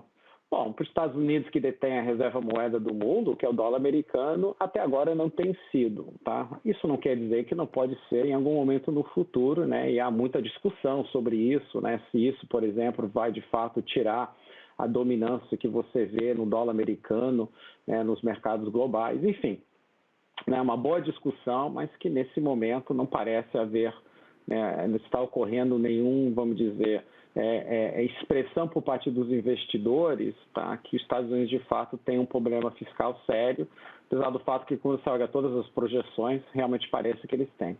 Uhum. Tony, além da eleição propriamente dita pela Casa Branca, por lá a gente também tem uma outra disputa, que é a do Senado e da Câmara dos Representantes, que concentram também as atenções durante esse período. E aí eu queria entender do teu ponto de vista, do cenário que tem se desenhado, né, nos Estados Unidos, o que pode ser o maior impacto agora nesse peso, ou seja, o maior impacto na economia americana, né? Qual seria o domínio partidário que poderia trazer um resultado negativo ou mais positivo na tua visão? Qual que é o balanço que você faz também dessa definição? Porque definir Senado e também a Câmara dos Representantes faz uma enorme diferença e causa também impactos econômicos a depender da formação que se tenha nessas casas, né? A grande expectativa do Senado volte ao controle dos republicanos, né, por uma questão de várias corridas nos estados, em alguns estados, feito a West Virginia, onde o candidato republicano tem uma enorme dianteira nas pesquisas. Então, a expectativa de todos os analistas com quem você conversa é que, na verdade, né, a questão presidencial é meio a meio, né, ninguém sabe quem vai ganhar, mas que o Senado volte a ser um Senado republicano. Isso é importante. Acho que a gente perdeu aqui a conexão com o Tony Volpon, a gente vai tentar reconectar aqui com ele para que a gente continue aqui esse papo. Inclusive, enquanto a gente está aqui falando com o Tony, eu também estou de olho nas negociações do mercado americano, que agora, nesse momento, se firmaram um pouco mais, num sentido único, inclusive, com o Nasdaq subindo mais de 1% agora, 1,02%. A gente tem Dow Jones em alta de 0,64%.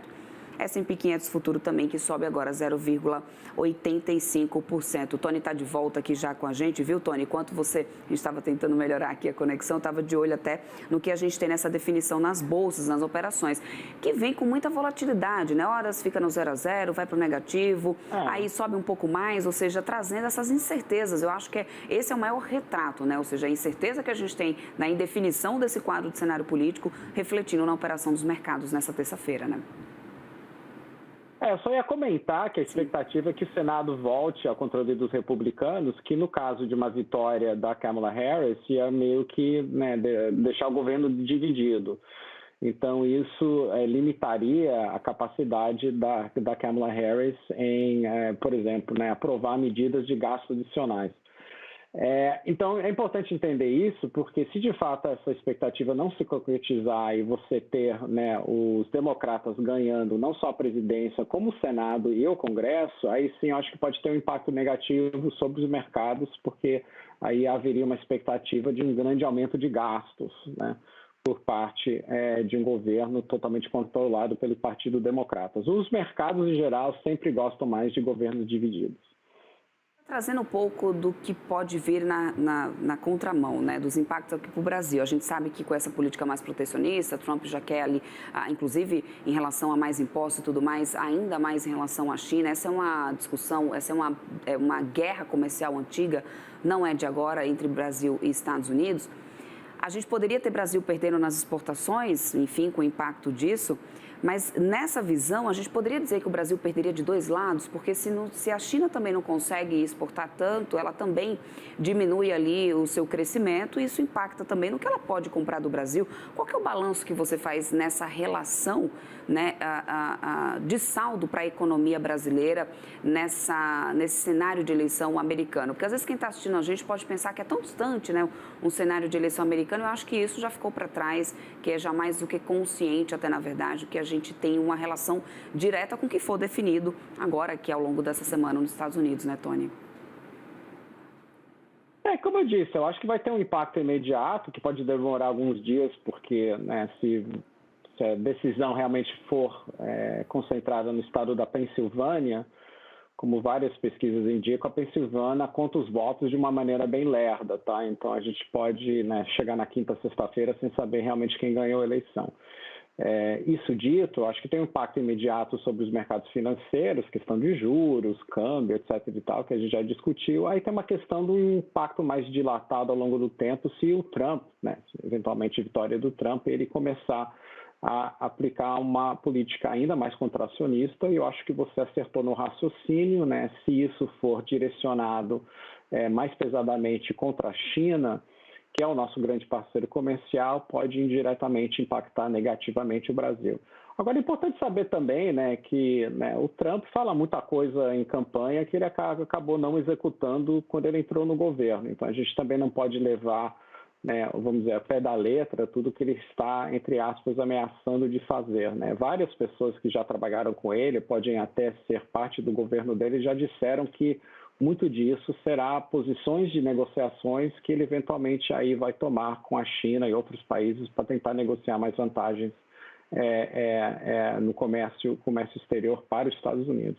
Pegar gancho nisso, que era uma coisa que eu ia te perguntar, justo porque, assim, a gente vê algo parecido acontecer aqui no Brasil, de muito daquela coisa do discurso de palanque, ficar em palanque. Nos Estados Unidos, alguns levantamentos até mostraram uma métrica, assim, de que, olha, 50% do que ele falou não chegou a ser feito, ou seja, não ser atingido. Isso pode trazer, talvez, um certo alívio no final das contas, porque, às vezes, nesse momento de campanha, você fala muita coisa, mas, na prática, isso não consegue destravar. Em qual caso a gente poderia ver menos prática e mais discurso? No caso de Câmara ou de Trump, na tua visão, Tony? Eu acho mais no caso do Trump, tá? O Trump é um cara que, né, aquela história, joga tudo na parede e vê o que cola, né? Então, assim, eu não acho que existe vamos dizer, não ocorreu dentro dessa campanha uma grande tentativa de formular um plano de governo coerente, né? Obviamente o Trump tem algumas coisas que ele acredita fortemente, ele realmente acredita que tarifas é algo positivo, então com certeza alguma coisa no campo tarifário deve acontecer com a vitória dele e o resto fica um pouco no ar, né? É isso e cortar imposto. Né? E lembrando que, de fato, né, sobre essa pauta, né, o pacote que ele aprovou em 2017 vence em 2025 e, independentemente de quem ganhar a Casa Branca, ele vai ter que ser renegociado e reformulado. Então, isso também vai ser um grande, né, essa reforma tributária forçada, pelo fato que o pacote dele está caducando, também vai ser uma grande pauta, tanto para o Executivo, também como Congresso, como Senado. Acho que vai chupar bastante do ar político, né? Durante o ano que vem. Mas eu acredito que, de novo, a gente não pode levar tudo, certamente no caso do Trump, não levar tudo ao pé da letra. No caso da Harris, aí é mais uma questão, como eu disse, se você vai ter um governo dividido ou não. Né? Que se o Senado ficar na mão dos republicanos, certamente o raio de ação dela vai ser mais limitado do que se você tiver o Senado permanecer na mão dos democratas. Mas a Harris, no final do dia, é um pouco uma candidata de continuidade, né, do governo Biden. Não acho que ela vai mudar. Acho que vai ter alguns freios de arrumação, por exemplo, na política migratória, né, que é altamente impopular aqui nos Estados Unidos. Ela basicamente já disse isso durante a campanha, então não acho que vai ser totalmente uma continuidade do governo Biden, mas eu acho que no campo econômico, né, aquilo que a gente viu, uma política industrial, de novo, né, uma política tarifária mais restritiva, mais gastos, uma política fiscal mais frouxa, tudo isso deve continuar se houver a vitória da Kamala Harris. Tony, quero muito agradecer a tua participação aqui conosco. Aliás, conversamos com o Tony Volpon, ex-diretor do Banco Central, sua correção aqui mais do que justificada. Muito obrigada pela tua participação aqui, viu, Tony? Conto sempre com você aqui ao longo da nossa programação para a gente falar um pouco mais sobre mercado. Até a próxima. Até a próxima. Tchau. E a gente vai seguindo por aqui, gente, porque o dia contou com importantes indicadores nos Estados Unidos na manhã dessa terça. A balança comercial americana registrou um déficit comercial de 84 bilhões de dólares em setembro, número ligeiramente acima do esperado. As exportações caíram 1,2% em setembro para 267 bilhões de dólares, enquanto as importações avançaram 3% para 352 bilhões de dólares. E há pouco foi divulgado que o PMI de serviços dos Estados Unidos ficou em 55 pontos em outubro. Assim, o indicador mostrou uma queda marginal em relação aos 55,2 pontos registrados em setembro. Apesar do recuo, a S&P, responsável pelo dado, enfatizou que o setor de serviços americanos teve um desempenho forte no mês. Segundo a S&P, isso ajudou a compensar a atual fraqueza do setor industrial para impulsionar o crescimento econômico geral no início do quarto trimestre. Já o PMI do ISM, que também mede a atividade do setor de serviços americanos e foi divulgado na sequência, teve uma alta. O indicador ficou em 56 pontos em outubro, acima dos 54,9 que foram registrados em setembro. E mais cedo, no CNN Morning Call, eu e a Thaís Herédia conversamos com exclusividade com o presidente da FEBRABAN, Isaac Sidney. Ele comentou sobre a expectativa para a decisão de política monetária do Banco Central. Isaac ainda destacou o desafio da autarquia e os diversos fatores de pressão. Vamos ouvir. De fato, nós tivemos ganhos institucionais bastante significativos com a independência formal do Banco Central. Você sabe, Thaís, eu integrei o Banco Central, fui diretor, fiz parte do Copom, num momento e numa época em que o Banco Central não tinha dirigentes com mandatos. Eu acho que aqui nós temos um grande legado da gestão do Roberto Campos Neto, que conseguiu fazer um trabalho de convencimento para que o Congresso Nacional aprovasse essa independência. Portanto, do ponto de vista da institucionalidade, nós nos alinhamos a outros países que têm uma gestão da política monetária madura e sem interferências políticas. Eu acho que isso é um ponto bastante relevante. O papel do Banco Central é um papel bastante conhecido e claro. O Banco Central é o guardião da moeda, o Banco Central precisa adotar todas as medidas para manter a inflação sob controle. Nos últimos 2-3 anos, o Banco Central fez um forte processo de desinflação, conseguiu quebrar a espinha dorsal da inflação, mas nós estamos ainda com a inflação, eu diria, bastante fora da meta. O Banco Central tem motivado as suas últimas decisões. O Banco Central voltou a iniciar um novo ciclo de aumento da Selic, a inflação fora da meta, as expectativas desancoradas, o mercado de trabalho aquecido, a atividade econômica ainda bastante forte, o quadro fiscal ainda está debilitado e também problemas climáticos. Portanto, nós temos ao menos 6 motivações e tem o cenário externo. O cenário externo está bastante volátil, com incertezas. Nós não sabemos ainda como será o resultado das eleições americanas. Nós não sabemos qual será a política econômica que prevalecerá com a eleição ou do Trump ou da Kamala. Então, isso é muito importante a gente entender que isso tem influência também do ponto de vista dos estímulos, dos impactos externos. Nós temos ainda problemas estruturais de crescimento na China, conflitos geopolíticos, guerras, Ucrânia, Rússia, Oriente Médio. Nós temos tensionamentos comerciais, países que estão cada vez mais protecionistas. Tudo isso acaba trazendo também impactos para os ativos financeiros domésticos. Com relação à minha expectativa para o Copom desta semana, o Banco Central tem dito de forma bastante frequente que ele está dependente de dados e, portanto, o pacote fiscal que está por ser anunciado seria apenas mais uma das variáveis, para além de outras que o Banco Central precisa. O mercado está precificando 2 aumentos de 0,50 nas 2 últimas reuniões do Copom. São aumentos que, de acordo com a visão do mercado, seriam importantes para fazer com que o Banco Central consiga convergir para a meta de inflação. O Focus de ontem já traz uma projeção que, em tese, neste ano, o Banco Central estouraria o teto da meta. O Focus apontou 4,59 de inflação. Portanto, o Banco Central tem um trabalho muito duro ainda pela frente. É importante que a gente dê condições e também um grande voto de confiança no Banco Central, que vai iniciar uma nova gestão, que é algo inédito, que a gente tem, portanto, no meio de um governo eleito, uma gestão sendo mudada do Banco Central. Isso não acontecia. Eu tenho muita confiança que o novo presidente Galípolo vai dar continuidade a um trabalho técnico e o Brasil precisa de um Banco Central técnico, focado no controle da inflação, fazendo o seu trabalho e buscando fazer com que a inflação vá para a meta. A gente continua repercutindo a entrevista exclusiva da presidente da Petrobras, a Magda Chambriard, ao CNN Money. A presidente da estatal falou sobre a política de preços dos combustíveis. Vamos ouvir.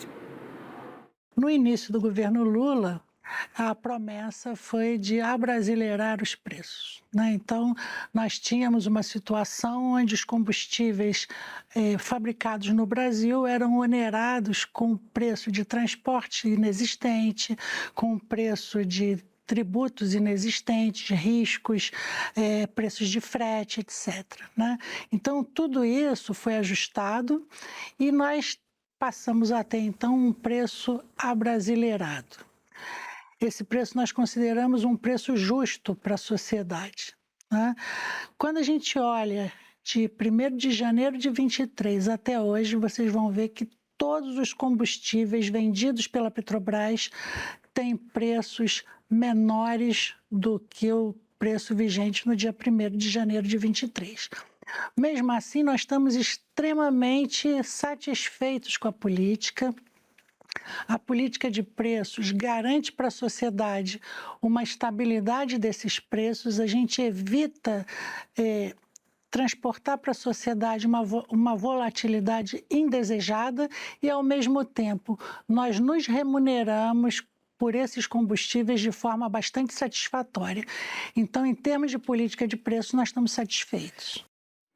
É isso, a gente vai continuar repercutindo ao longo da nossa programação essa entrevista exclusiva da Magda Chambriard aqui para a CNN Money, então você continua aqui com a gente para ficar de olho. Já que a gente está falando aí do setor de petróleo, de qualquer forma, vamos dar uma olhada aqui como que está a cotação nesse momento do petróleo, que a gente tem a commodity em alta, ainda subindo, o petróleo Brent 1% por enquanto, o barril está cotado a $75 e o petróleo WTI também sobe agora, 1,23% a $72 o barril do petróleo. Muito dessa alta do petróleo que a gente está acompanhando agora, inclusive, lembrando que a gente até teve uma segunda-feira fechando em baixa desse petróleo, hoje se sustenta muito nessa questão da decisão da OPEP+, em adiar o corte da produção, o aumento da produção de petróleo, na verdade. Ou seja, a OPEP+ definiu que durante esse ano vai permanecer com a produção de petróleo reduzida, ainda com corte, que acaba valorizando a cotação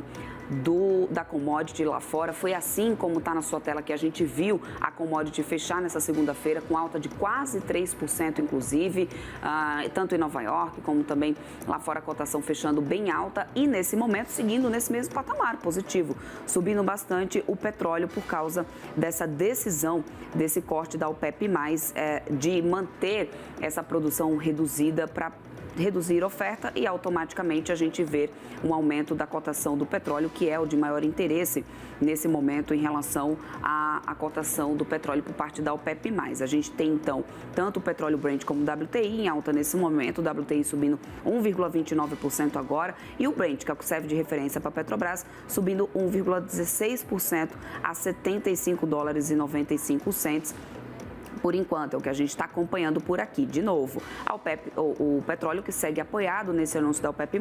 Eles querem adiar esse aumento da produção em um mês e aí sim, a partir de dezembro, já que vem a demanda mais fraca nesse período, é que ele aumentaria a oferta de países não membros, deprimindo ali um pouco mais os mercados e dos preços. A tomada de riscos continua limitada nessa semana de eleição dos Estados Unidos, tanto na reunião semana que a gente também tem reunião do FED, também do Banco Central, do BOE acontecendo, o Congresso Nacional do Povo da China também tendo decisão importante a ser definida. Tudo isso acaba contribuindo um pouco mais nessa cotação da commodity. Seguimos assim, então, com o petróleo em alta nesse momento. E veja a seguir as atualizações do mercado financeiro, tanto aqui como no exterior e mais. A gente volta a falar das eleições americanas e o peso nos estados pêndulo na decisão. CNN Money News volta em instantes.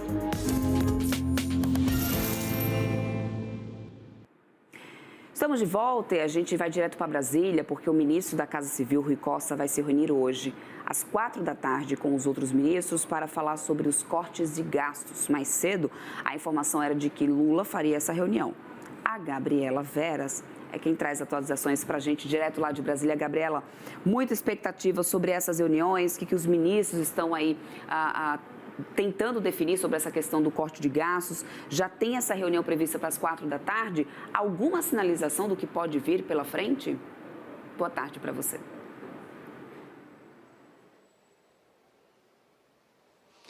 Oi, Débora, ótima tarde para você também. Boa tarde a todos que estão por aqui na nossa companhia. Olha, já para passar a agenda completa, essa reunião das 16h do ministro Rui Costa vai acontecer também com os ministros da Previdência, Carlos Lupe, e do Desenvolvimento Social, Wellington Dias.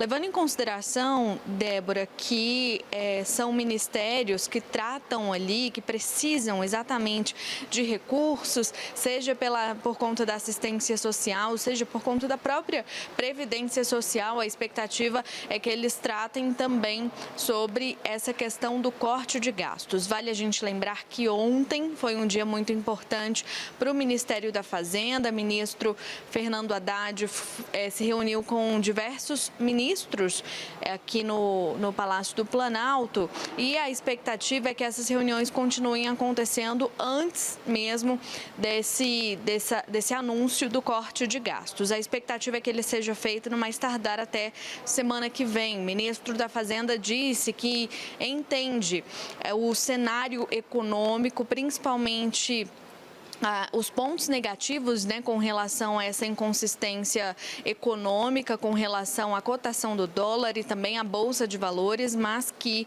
o anúncio que será feito pelo governo federal será satisfatório para sanar essas questões. Então, hoje tem essa reunião do ministro Rui Costa. Ontem mesmo, o ministro da Fazenda, Fernando Haddad, disse que as reuniões seriam ali organizadas, digamos assim, pelo ministro da Casa Civil, Rui Costa, e é exatamente isso que está acontecendo, altas expectativas para essa reunião de hoje à tarde, às 4h. Neste mesmo momento, às 4h também, o presidente Lula também estará reunido, dessa vez aí com a ministra da Gestão e da Inovação em Serviços Públicos, Esther Dweck, também o ministro Alexandre Padilha. Vale a gente ressaltar que o presidente Lula também tem uma agenda bem extensa hoje, se reunindo com alguns ministros. A expectativa é para tratar sobre essa questão da economia, seja de emendas ou até mesmo dessa questão do orçamento que precisa ser anunciado por aí. Vale a gente lembrar que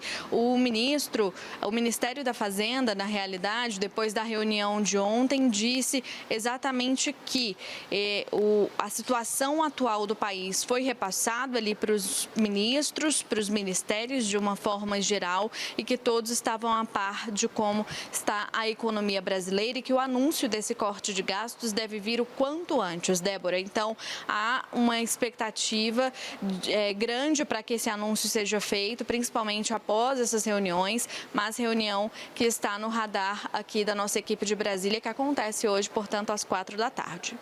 Gabriela Veras está de olho em tudo que está acontecendo lá em Brasília, atualizando a gente. Gabi, muito obrigada pelas suas atualizações. Eu vou seguindo por aqui, trazendo mais informações aqui para vocês em relação à economista-chefe da Sul América Investimentos, a Nathalie Vital. Ela falou com a gente mais cedo hoje, aqui no CNN Money, sobre as expectativas em relação à apresentação do pacote de gastos, do pacote de corte de gastos do governo. Então, vamos ver novamente a seguir o que ela falou para a gente?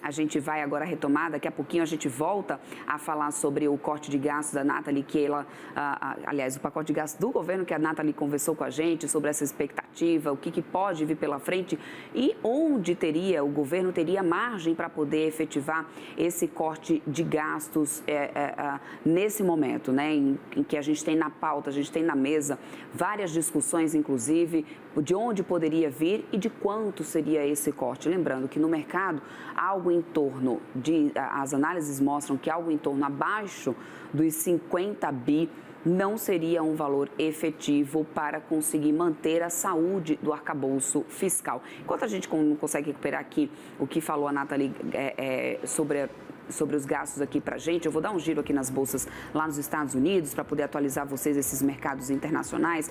Dow Jones que está subindo nesse momento 0,86%, S&P 500 está subindo 0,98%, Nasdaq, a bolsa da tecnologia, subindo 1,09% por enquanto. Por lá, nos Estados Unidos, além desse cenário de incerteza nas eleições americanas e que acaba trazendo mais volatilidade para as bolsas, a gente também tem a temporada de resultados acontecendo por lá. Tem números de NVIDIA, por exemplo, para serem divulgados. Nesse momento, os papéis da NVIDIA estão subindo 2,45% por enquanto. Também isso pode acabar precificando e ajudando um pouco mais, já que visto que a gente tem agora, nesse momento, por exemplo, a maior alta por parte realmente da Nasdaq, subindo 1,10% por enquanto. E aí, nesse cenário de incerteza também da decisão do que vem pela frente em relação ao Fed, a gente vê aí esse momento de volatilidade, ou seja, agora a Bolsa Americana opera em alta, mais cedo tinha alta, mas não tão forte como agora.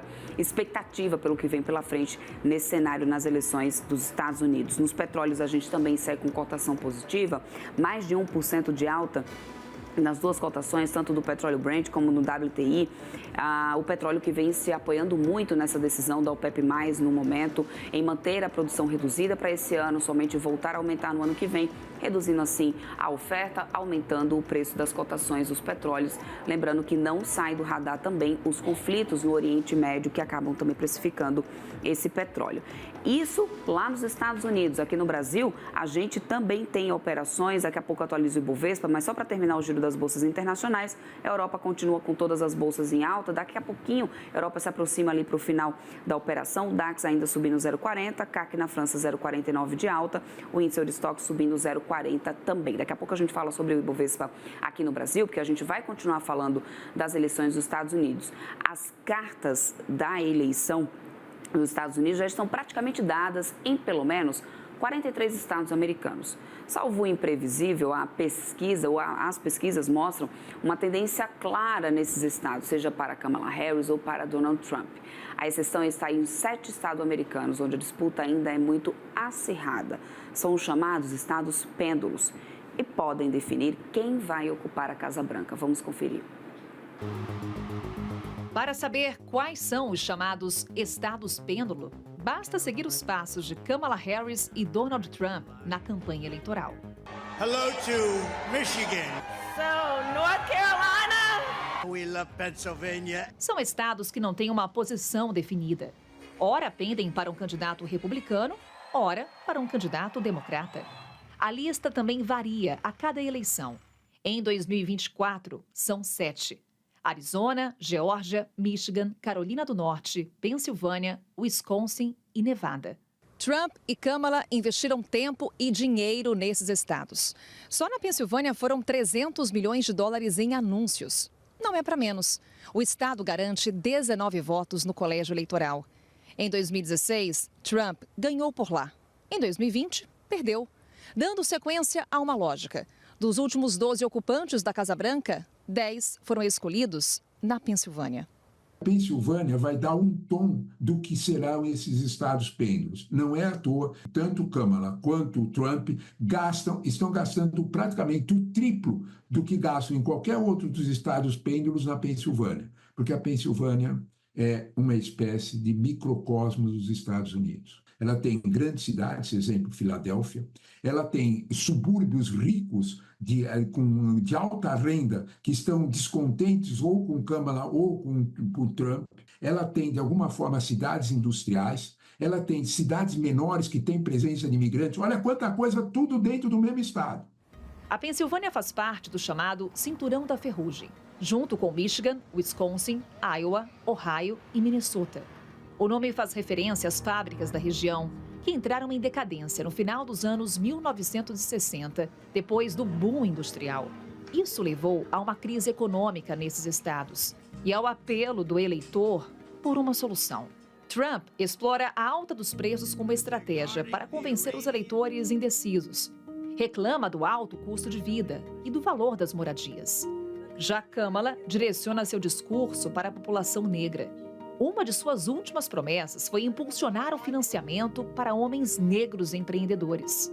Most black men are not voting for Kamala because of her race.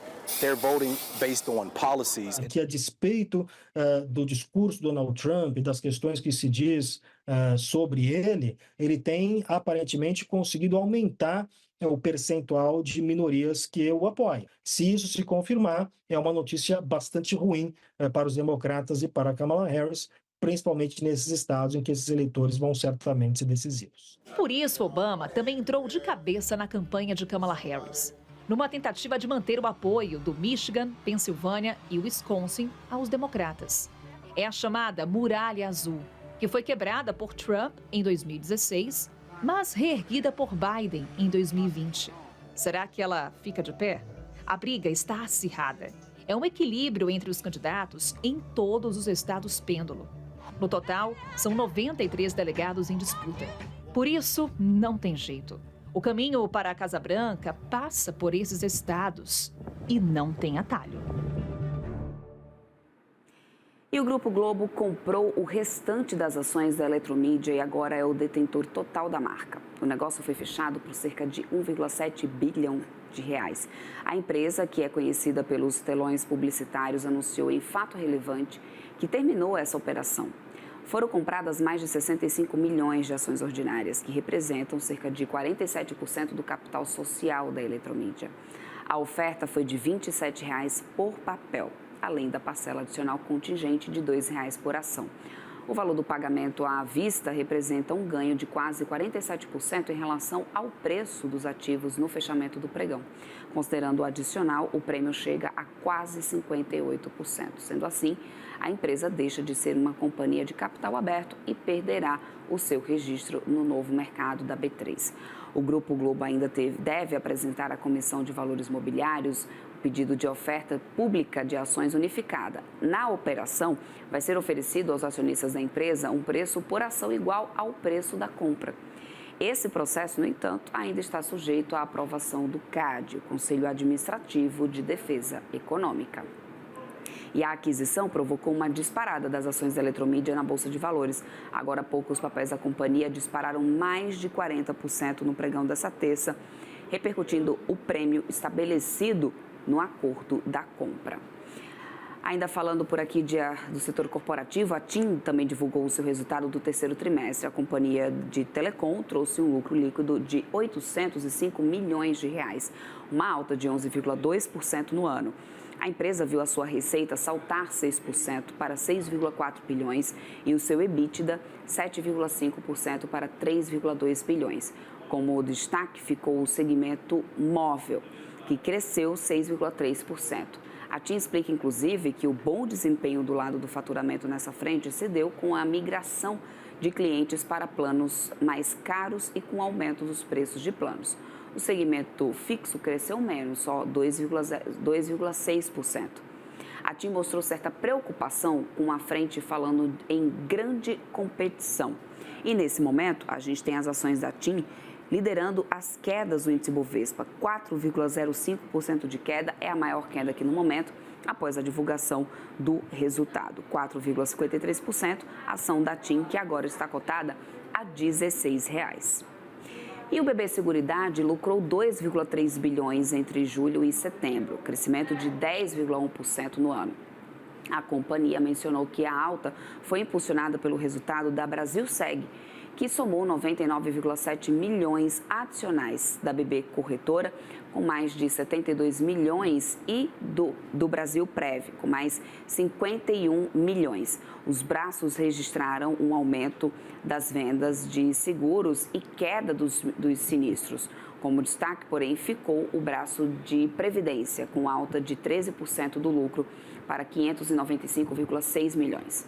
A Brasilprev de seguros agrícolas registrou um recuo das vendas considerável de 32% devido a tudo o que acontece no setor. Os prêmios emitidos caíram 4,6% por causa do segmento. Eu também estou acompanhando aqui as cotações de BB Seguridade nesse momento, sobem 0,75% por enquanto, relação de BB Seguridade por enquanto. E o presidente do Senado, Rodrigo Pacheco, ele disse que a regulamentação da reforma tributária deve ser votada nos primeiros dias de dezembro. O senador pediu à união da sociedade brasileira e do setor produtivo para que seja finalizado o processo que regula o texto do novo sistema tributário brasileiro. O presidente participou em Brasília do Simpósio Liberdade Econômica. Vamos ouvir. O que eu senti hoje aqui foi um grande apoio à reforma tributária e nós estamos muito entusiasmados com a possibilidade de votação ainda esse ano, uma previsão de leitura do parecer pelo senador Eduardo Braga no final de novembro, aí natural um pedido de vista na CCJ, mais uma semana, e levarmos os primeiros dias de dezembro a votação tanto na CCJ quanto no plenário do Senado Federal. Eu vou ficando por aqui, mas a gente continua com o CNN Money News e as atualizações do mercado financeiro ao vivo, somente aqui no CNN Money. Fica aí, não sai daí. Amanhã eu tô de volta no CNN Morning Call. Tchau, tchau.